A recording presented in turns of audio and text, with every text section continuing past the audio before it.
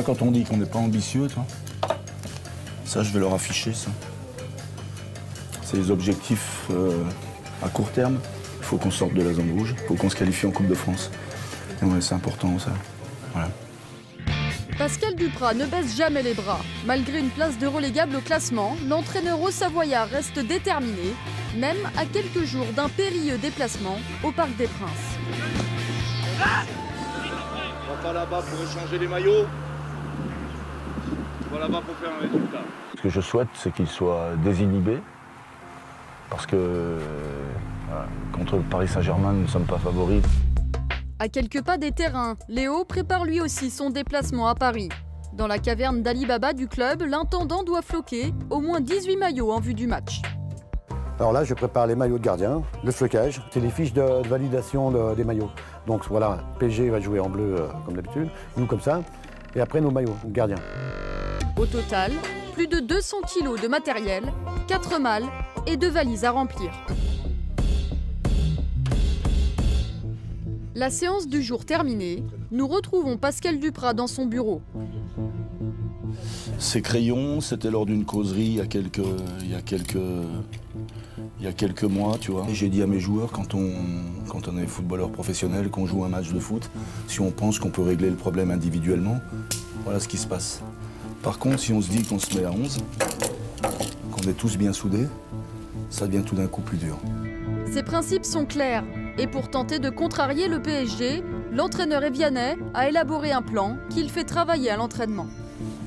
C'est notre idée par rapport au match à venir, au match du Paris Saint-Germain. Donc je vais créer une zone ici où on a l'obligation de passer pour pouvoir marquer.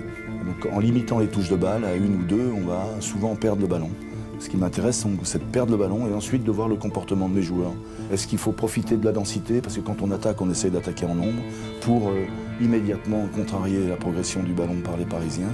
Ou est-ce qu'on refait nos lignes voilà, en abandonnant toute une partie de terrain au Paris Saint-Germain? Après la théorie, la pratique, sous les yeux du président Joël Lopez. On fait 2 séquences de 10 minutes. On joue de 16 à 16 avec les buts.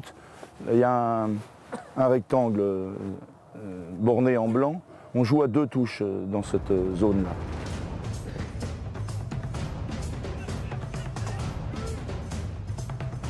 Top! Top! Les jaunes, à la perte du ballon.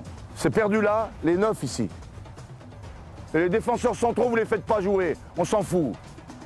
Mais par contre, les 9 sont concentrés là. J'ai beaucoup d'amour pour les joueurs de foot, j'ai beaucoup de respect pour eux. Et je pense que les respecter, c'est de temps en temps essayer de les remettre dans le droit chemin quand ils s'égarent. Il faut qu'on arrive à fermer toutes les passes retour. Il y a des fois où c'est pas la peine de reculer. Il faut déjà les contrarier, tout de suite, ici.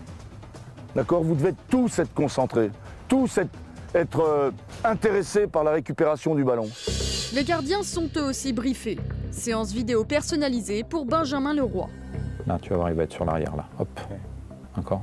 Donc peut-être venir carrément te balancer. Même si tu choisis de balancer tes bras de ce côté, de laisser traîner les jambes là, mais pas être sur l'arrière, quoi. Voilà. Peut-être des situations qu'on va trouver ce week-end contre nous. Je vais montrer quelques buts de Paris. Voilà, parce qu'ils ont quand même 2-3 caractéristiques. Et on essaye de regarder s'il y a des choses qui auraient pu être faites différemment. Un staff pointilleux. Imaginons une situation de contre là, où la passe elle doit être claquée. Les joueurs haut-savoyards sont maintenant prêts pour Paris. Ça doit finir. Bien joué. Bon, bah parfait.